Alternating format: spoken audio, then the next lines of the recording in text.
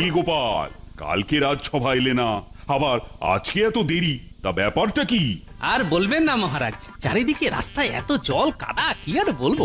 এক পা এগোচ্ছি তো 3 পা পেছোচ্ছি। কালকে তো কিছুতেই রাজসভায় আসতেই পারলাম না। যতবারই বাড়ি থেকে এগোনোর চেষ্টা করি ততবারই বাড়ির ভিতর ঢুকে যাই। ওই শুরু হলো গল্প। আচ্ছা, তাই যদি হয় তাহলে আজকে রাজসভায় এলে কি করে? হ্যাঁ, আমি জানতাম আপনি এই প্রশ্নটাই করবেন। আজকে রাজসভায় পৌঁছলাম কি করে? আজ তো বাড়ি থেকে বেরোতেই পরিকল্পনা করে নিয়েছি আজ আর রাজসভার দিকে এগোবো না। তাই আজ শুধু 1 পা করে পিছিয়েছি আর 5 পা করে এগিয়ে এসেছি।